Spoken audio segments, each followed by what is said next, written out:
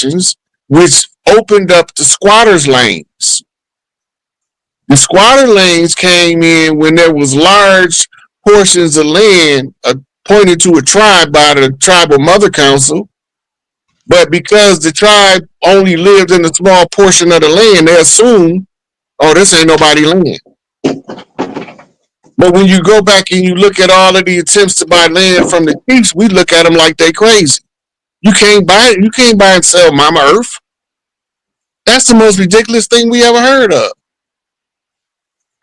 Right? So they create their paperwork, their allodial title system, in order to lay claim under the salvage right what the squatter has returned to the crown. I'm so happy that we got Rod. You bringing the ladies out tonight. We have Big Sister YM, Z Real, Goddess Molita. Sorry if I mispronounced that. Welcome, ladies. Welcome to the show. Welcome to the show. Who came up first? I'm not sure. So much. Thank you so much. Thank you so much. Peace and love, ladies. I love what you sisters are doing. And, you know, I've been pretty much, you know, I'm raised in Brooklyn, New York all of my life. Right now, I live in Delaware. My thing was, I do too. I know you do. I've been waiting for us to bump heads and so we can link up. But, you know, so I've been on this journey, my sisters and Uncle Rod, for many, many years. But I am a lesbian woman, so even though I'm on this journey, I'm not often accepted by our community. Now, as someone that does live Wusabat, Baba Yanun only taught us love. That is it. But I try to extend that to our brothers and sisters, and it's not often received because of how I live. And I think that's a personal choice of mine, and it doesn't have anything to do with what I stand for. What I stand for is love, peace, and unity. Because I'm a 70s baby, and when I was coming up, that's all we knew. And I feel as though when we had nothing, we were better off as a people. But now, because we have all these devices and all these things taking our attention away, what is the prize? We are lost because our babies have fallen prey to all of this. We were born, you know, coming up in the 70s. I'm from Marcy Projects, my grandparents rather. And, you know, we didn't always have, but we had each other and we had love. And love is the thing that I feel is lacking the most. So this is why I love what you sisters do.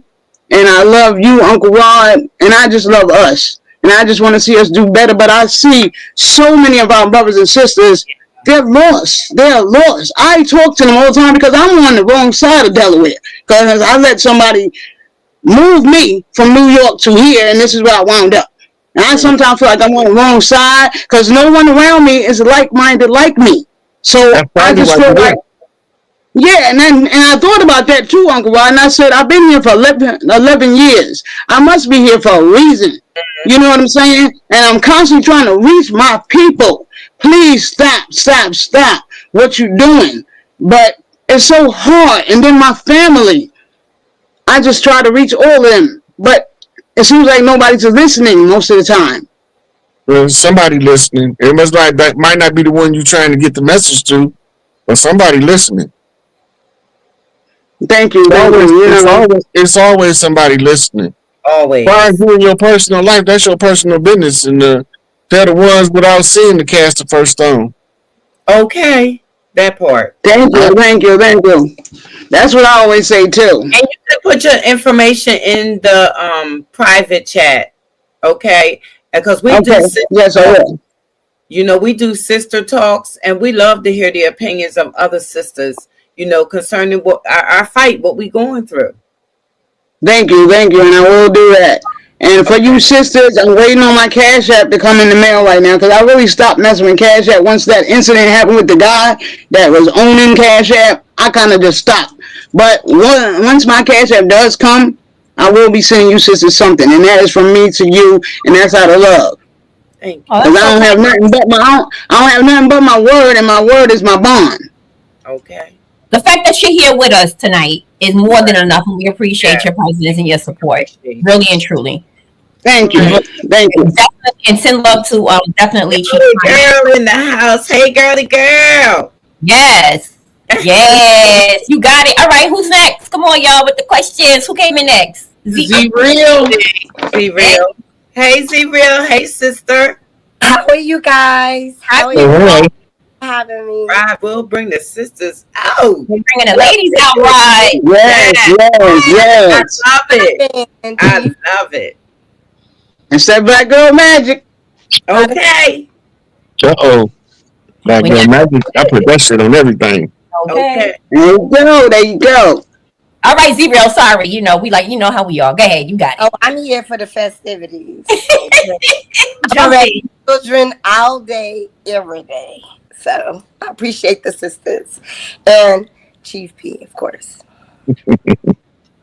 Now listen, this is the thing that I had an issue with, right? How come some Spaniard people play like they with us, but they came over? So I'm usually confused as to which group claims Native American heritage, which group is acting like they're us and down with us, because they embody my children. So in East Harlem, 116, that's where we usually where I derive from when I started raising my children. And so my children made a group. Harlem? Excuse me, Miss Harlem? Baby, I sent you a shout out when you said it, boo. Harlem World all day. What? All day. Sorry, you I'm got it. originally from Brooklyn, so y'all already know. We can go Big back. K in the building. And I am from Nostrand Avenue. From Yeah. Me too. Big up in they hood. Right. New York. Shout out to all 5 boroughs in NYC. The All Empire day. State, the Big All Apple. day long. New York. All day Yes. I keeps it moving. But anyway, so what I noticed is that we're mixed, and so my children are mixed. So when they go down into the Spanish community, they are embraced. So I can understand the Spaniards that are there. Now I moved to PA, and I really can't tell the difference. So in PA, they set themselves apart from our nation. So Okay, it was like let me give you a little background that might help you understand what's going on. The Spaniards invaded all of those Latin American countries that gave them the language of Spanish. And the other people that's not as dark as us know that it's a conflict going on between 2 groups of people with similar phenotypes, with different genetic backgrounds. Smashed us all together to see if we can figure out who he is 200 years later. So they don't want to get caught up in the conflict between the L's and the B's. They look at it like, I'm staying out of y'all family business, but when it's time for us to take a side, we already picked a side. In most Spanish-speaking countries, they identify with a native origin more than they do the colonizer's origin. The Puerto Ricans, Arawak, Boricua, right. right? It's the same with most of the islands have kindred tribes. When you get to Mexico, you got different ethnic stocks throughout Mexico, but all they show you is the Chinese Negro hybrid. They don't show you the Afro-Mexicans or the ones up in the mountains fighting for liberation for the Zapatista. They don't show you those Mexicans because they too dark and some of them curls is too tight. So they don't want you to think that Mexico have a diversified cultural background of different tribes from the land. We do. We always had every skin color over here. Skin color was not the issue. Skin color was the parameters of war, gave to us as what we call legal doctrine of free white persons, the attackers, the invaders, and the black pieces, which is the defenders, the civilly mortis, the ones found dead at sea in a salvage operation, right? So the Spanish, they want to be a part of the tribal team that's victorious. When you hear El Chapo talking to them Mexicans, you're going to understand what I'm talking about.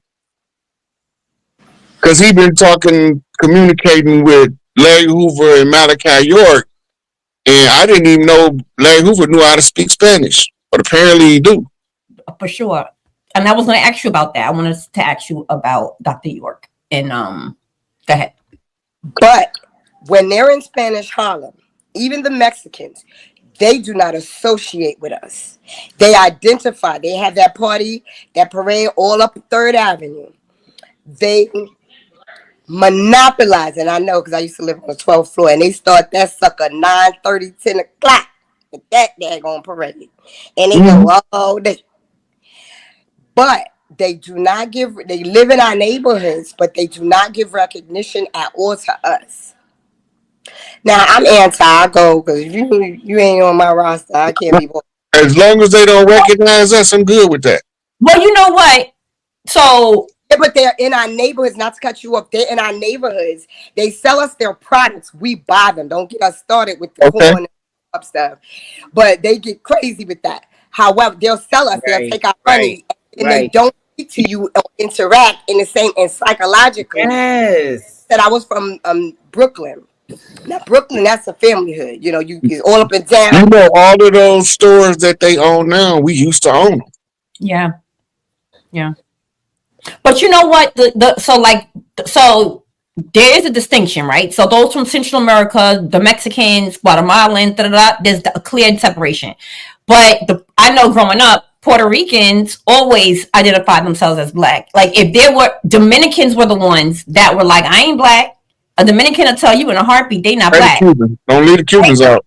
It's like, but like I know in my high school, usually in terms of the Spanish kids, like if you was Boricua, right? If you was Puerto Rican, usually they were hanging out with the black kids in Harlem. You know, the Dominicans were the ones who was like, no. Yeah, that Joe said, I didn't even know I wasn't a nigga. They said they just to the foundation of Black Americans told me. You know what? I think that our problem. I think. I'm sorry. What did he say? Can he say that again? What did he say? Rod Hayes. I said, Fat Joe. He said, I didn't even know I wasn't a nigga till the foundation of Black Americans told me I wasn't. He always knew he was a nigga. He just a Puerto Rican nigga. But in Harlem, they associate with Caucasian. They do. They do. I'm sorry, but she's right. She's right. Me being from Brooklyn, New York, do you know how many times I've been outside in a Hispanic neighborhood waiting for a cab in the pouring down rain and they wouldn't stop for me? I lived on Linden in Lower Mall projects, nothing but Hispanics out there. They looked at me like I had 3 heads, like I wasn't even a part of them at all. I want you to think about this for a second. It's 5 boroughs in New York, but it's one city. Look at each borough and tell me the common denominator that separates them. They normally, groups of people gravitate to a specific borough. True. Right? The reason they gravitate to that borough is that's their assigned location on the land. Now, original tribal rules say that when you come over here to stay under your own vine and fig tree, don't impose your cultural beliefs and your personal beliefs on the neighboring clans. They follow it. We want them to come and impose their stuff on us. Let them people be about their business. Because when the rubber meet the road and the shit hit the fan, You're gonna look over and you're gonna see a Mexican on this side of you, and a Puerto Rican on that side of you, a Jamaican behind you, a Haitian in front of you, and then you're gonna see a whole bunch of us regular niggas. All right, let's hear from Goddess Malati. I'm One sorry, more Z thing. Real. On Go ahead. 125th Street, they monopolize, take over, where the indigenous man can't even make it a sale and take care of his own family. They'll run it. Remember that we used to have all of that stuff they got before they had it. Right. You got to think about why we don't got it now. But Uncle Rod, it wasn't like that. Like when I was growing up in the 70s, like when my uncle came home from Vietnam, he had a bunch of Hispanic friends. But what happened? How did we get so separated? Big sister, hold on. Crystal, Miss KL, Yes. is that Goddess Molita? Can you? Somebody has to mute up because it's double check. It's coming back as back chat. And big sister, once you're done, we're gonna get Goddess Molita. She's been waiting for a minute. Ask the question. Go ahead, sister. I'm done. Mute up everyone else, please. Goddess Molita, you have it. You have the floor. Welcome.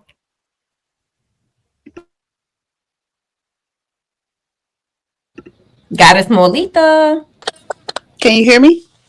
Yes, ma'am. Welcome to Unscrambled Minds. Thank you. I just want to send love and light to the whole panel. Chief Pontiac. Thank you so much.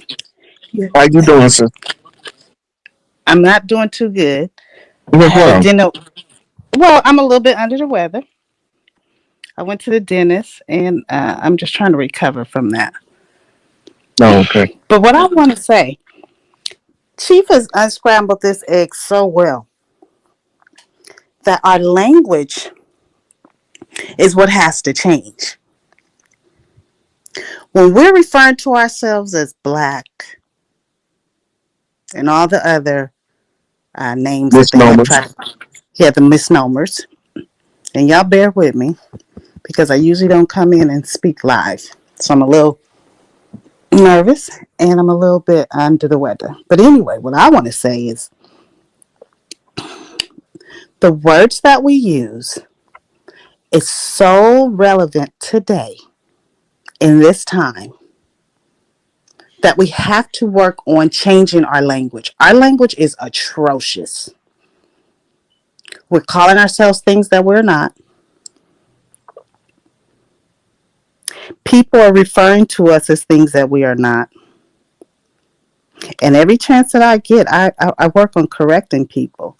And I just say, like your language is what is causing you to think like white people was this, Black people was that. And there's a sister who runs I think it's a Facebook. I think her name is Lisa Siren or something. And she broke down that not the white thing, the Black thing so well.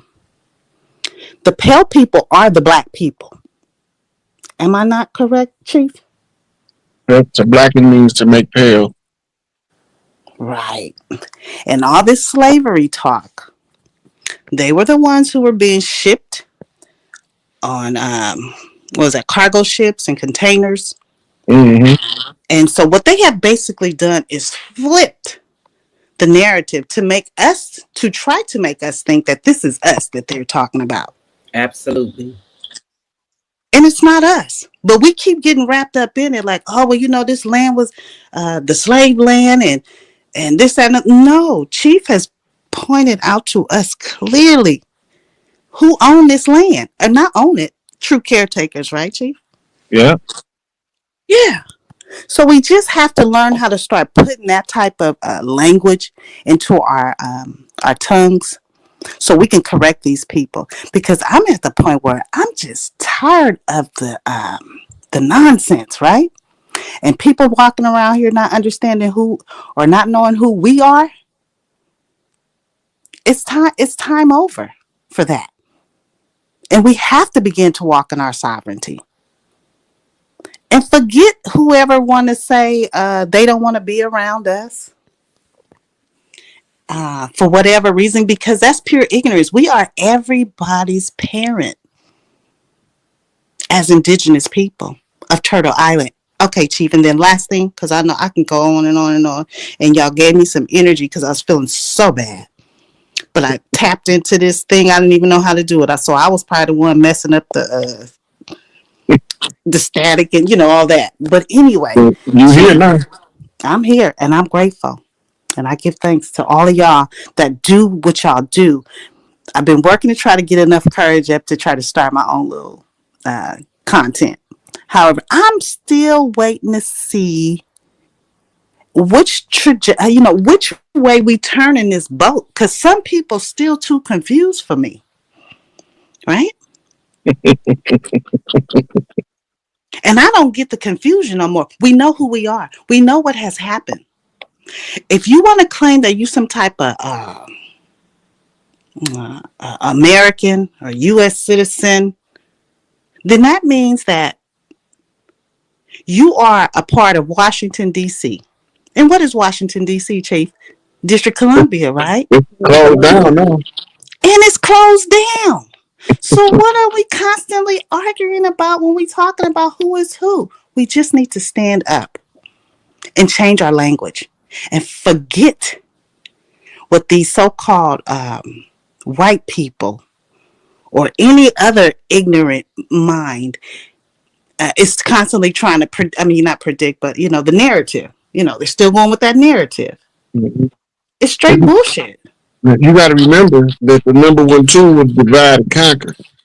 The more divisive they make us between ourselves, the more control they have over our movement. And the unity comes in when you watch, if you watch nature, when the tribes are about to join together or the clans, first they huddle up amongst each other first, right? It's what you're looking at culturally. All of the cultures is first they go over to themselves, right? Nature gonna do that. They're gonna naturally make them gravitate to the people like them in the local area. So you'll see, like in New York, you'll see the separation of the different Spanish speaking groups. Because the Puerto Ricans don't live exactly with the Dominicans. They might live neighbor to each other in buildings, but they know that this is the Puerto Rican building, and this is the Dominican building, and this is the Mexican building. So they all speak Spanish, but they all still come, and they first, before they can spread out with the unity, they first have to come together with themselves to say, okay, now